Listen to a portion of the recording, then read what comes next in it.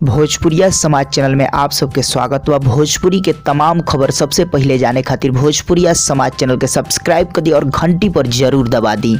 जय भोजपुरिया समाज। जी हाँ भैया, अभी के रिपोर्ट में बहुत ही बवाल गाना के बारे में खास रिपोर्ट लेके आई बनी, तो वीडियो के लास्ट तक बना रहे। चलिए भैया, आप सबको बता दी, पावर स्टार पवन सिंह भारत के प्रधानमंत्री श्री नरेंद्र मोदी जी के ऊपर गाना लेके आवे वाला बने। जी हाँ भैया, बहुत जल्द आ रहा बने पवन सिंह मोदी जी के ऊपर गाना लेके।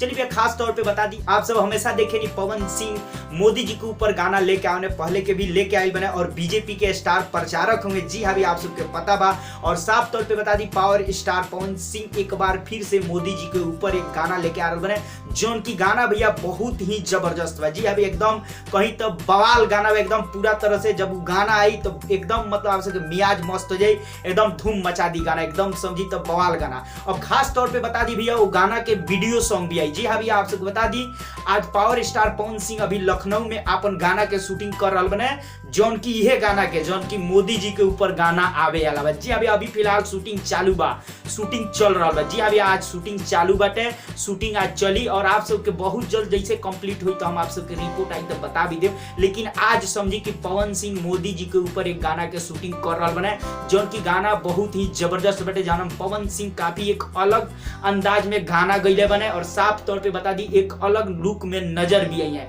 खास तौर पे इंफॉर्मेशन बहुत जरूरी रहा आप सब तक पहुंचावल। आप सब पवन सिंह के गाना के इंतजार भी करते नहीं, तो पवन सिंह के तो गाना आ रहा बा, लेकिन पीएम श्री नरेंद्र मोदी जी के ऊपर आ रहा बा, जो की बहुत ही खूबसूरत गाना बा। जी हाँ भैया, राइटिंग बहुत जबरदस्त मिली वो गाना पर, और गाना के म्यूजिक भी बहुत अच्छा बा, लुक लोकेशन सारा कुछ बहुत ही जबरदस्त देखल जा रहा बा। जब वीडियो आई भैया तो आप सब कहें कि का वीडियो में क्वालिटी बा। जी हाँ भैया, और का क्वालिटी गाना में बा, आप सब कहीं से कमी ना निकाल पाए, जहां तक हमार उम्मीद बा। काहे कि भैया बहुत ही जबरदस्त गाना आप सबके बीच आवे वाला बा।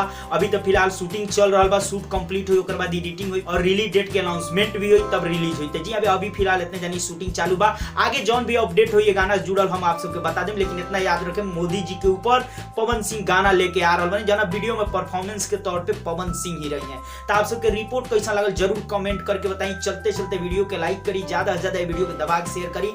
फिर से हम बहुत जल्द एक नया और बेहतरीन खबर के साथ।